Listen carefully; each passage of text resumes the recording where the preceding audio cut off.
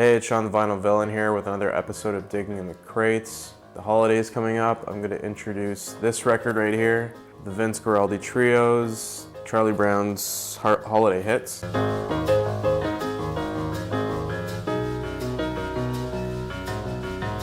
It's basically just music from the different Charlie Brown animated holiday specials that came out in the 1960s and 70s, all composed by Vince Guaraldi and his trio.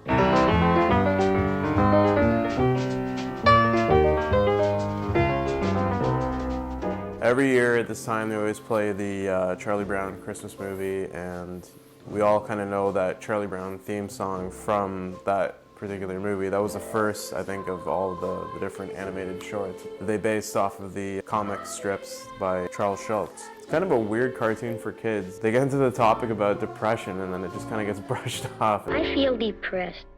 I know I should be happy, but I'm not. Well, as they say on TV, the mere fact that you realize you need help indicates that you are not too far gone.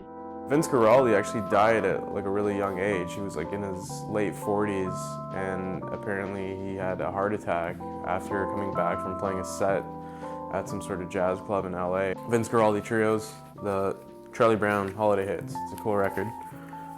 This record right here, Nilsson Schmelson. This is Harry Nilsson. Gotta get up, gotta get out, gotta get home before the morning comes. I know not a lot of people know who Harry Nilsson is, but he's a super underrated musician. He's no longer around anymore, but you know, everyone from David Bowie to the Beatles talked about how much they looked up to this guy as a songwriter. You ever listen to any of the older fellas?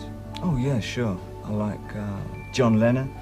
And the other one with Harry Nilsson. Nilsson Schmelson, though, this was more of one of his like lighter, upbeat albums. This was kind of when he was starting to gain a little bit more notice. There's songs on here like Coconut that a lot of people know. It's kind of like a jokey song. Put the lime in the coconut, you drink 'em both together. Jump Into the Fire, that's been used in a bunch of movies. You can climb around my you can swim the sea.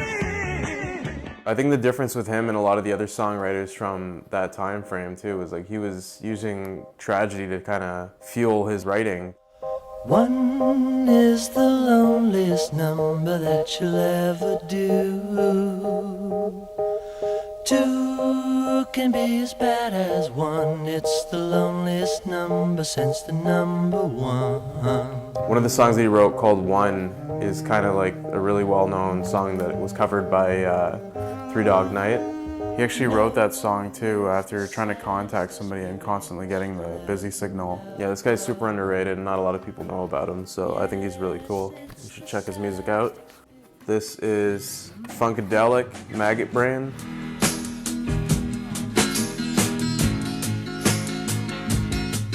Back in the 60s, these guys came out of Detroit, originally known as the Parliaments. Back then, a lot of the black music that was coming out of Detroit, and out of America for the most part, was generally just soul music or blues.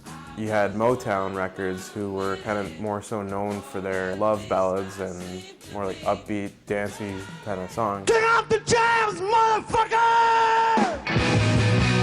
Out of the same city though, they had a lot of proto-punk that was just starting to come up at that time, like Iggy Pop and the Stooges and MC5.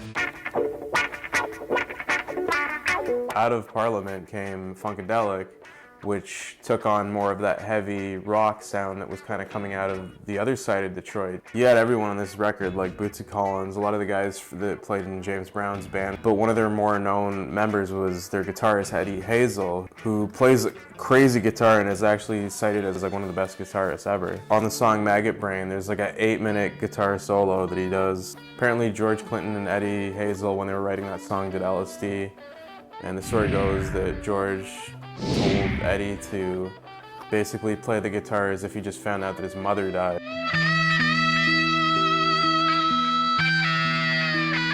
It's such a iconic record sleeve, and a ton of artists have tried to re-emulate this front cover, including more recently Childish Gambino, who put out a funk-inspired album that has songs that sound just like what these guys were doing back then.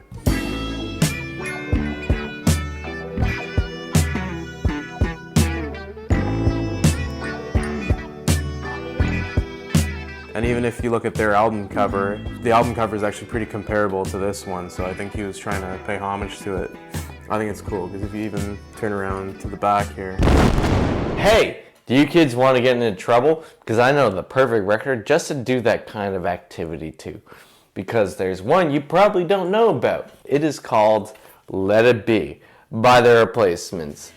One of the greatest punk records to ever be released, but no one knows about it.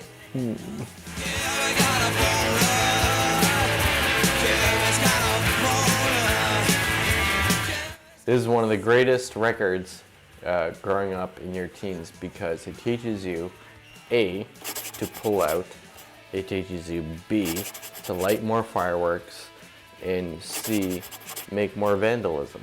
Have you dated Winona Ryder? Neither have I. That's why you've never made a record this good. Wisconsin sucks? Well, maybe you should listen to this record. Look me in the eye, then tell me